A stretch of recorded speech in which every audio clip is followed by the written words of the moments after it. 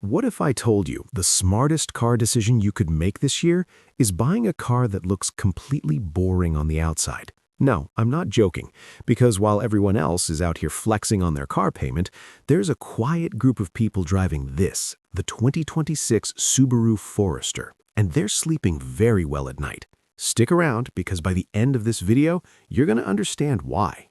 So today we're breaking this thing down completely. We're going to cover 6 parts: the features that make the 2026 Forester actually impressive, what it really costs to maintain one, what real owners and critics are saying about it, who this car is actually for, the invisible safety advantage most people completely overlook, and the financial move that separates smart buyers from broke ones.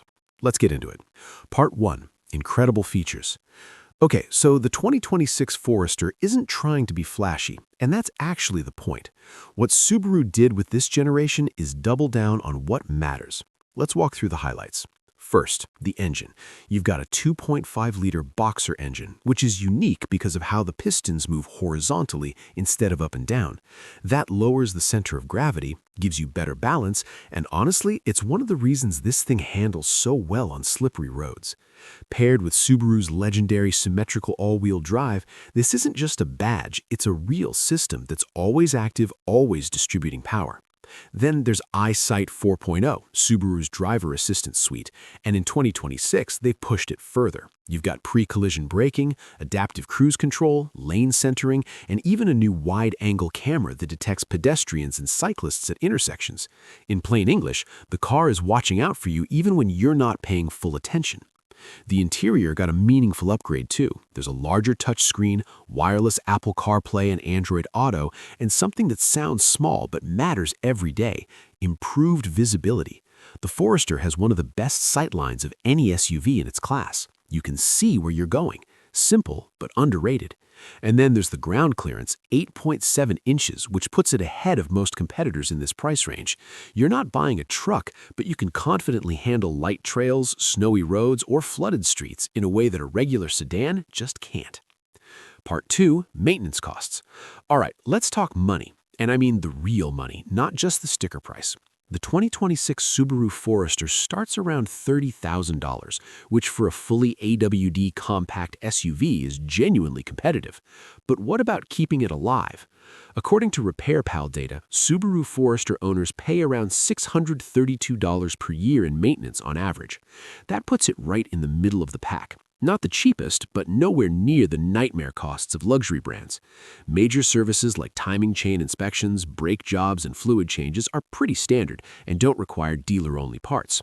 One thing to watch: Subaru engines are known for occasionally burning a little oil. Not a deal breaker, but it means you want to check your oil level every month or so. It's a 5-minute habit that saves you from a $4,000 engine repair later. The good news: the Forester consistently gets above-average reliability ratings from Consumer Reports and J.D. Power, meaning fewer surprise repairs. And the parts are widely available, so you're not locked into one shop. Bottom line, this is a car you can own for 200,000 miles without it ruining you financially. That's not something every SUV can say. Part 3. What people are saying. So what do actual Forester owners think? I dug into forums, YouTube comments, and consumer review sites, and here's what keeps coming up over and over. People love the visibility and ease of driving. This is constantly in the top 3 things owners mention. It doesn't feel like you're navigating a tank. They love the practicality, the cargo space, the roof rails, the height. It's the kind of car where you throw in a kayak, 2 dogs, camping gear, and you still have room for your passenger to be comfortable. Critics and automotive journalists tend to call it unexciting but deeply competent. And honestly, that's a compliment. Car and Driver noted that the Forester doesn't try to impress you with performance it doesn't have. Instead, it just does its job consistently every single day. The most common complaints?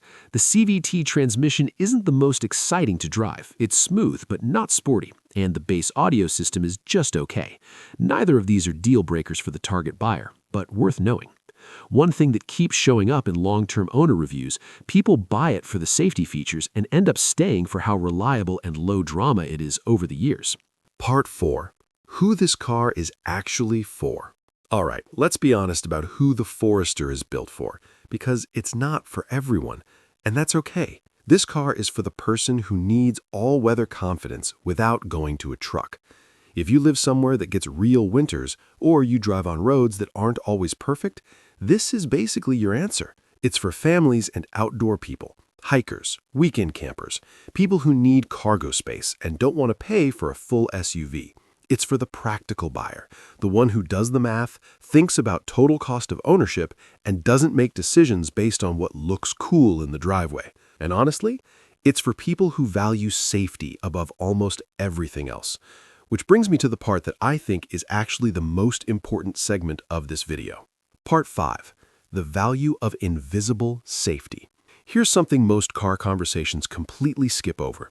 When you buy a Subaru Forester, you're not just buying steel and technology, you're buying a statistical outcome. Let me explain.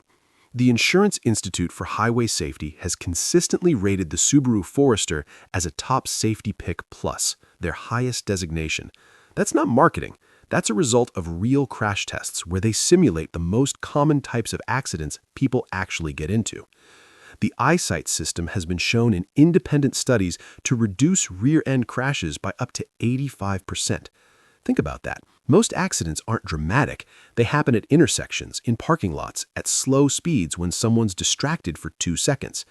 The Forester is engineered to survive those moments, and more importantly, to prevent them in the first place. That's invisible safety. You never see the accident that doesn't happen.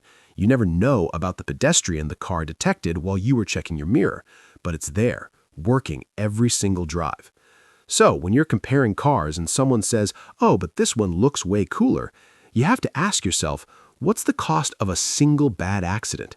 Medical bills, missed work, emotional toll, higher insurance rates. The boring-looking Subaru might be the smartest risk reduction tool you ever buy.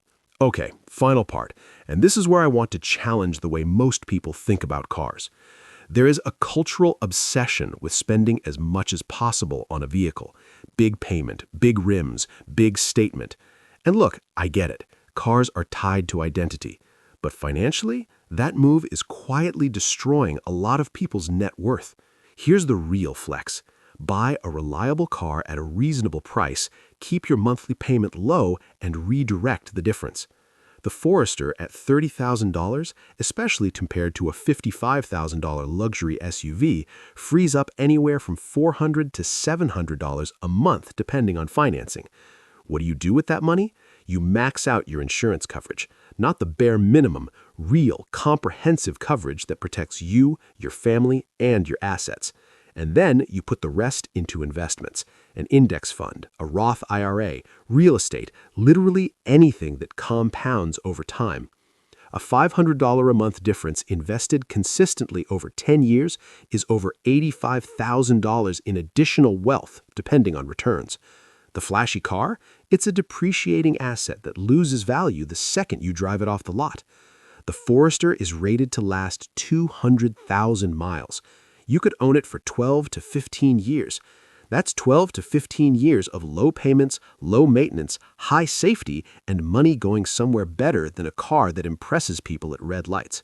That's not a boring financial decision. That's a powerful one. If this broke down the decision in a way that helped you, drop a comment below. And if you're in the market right now, let me know what matters most to you in a car. I read everything. See you in the next one.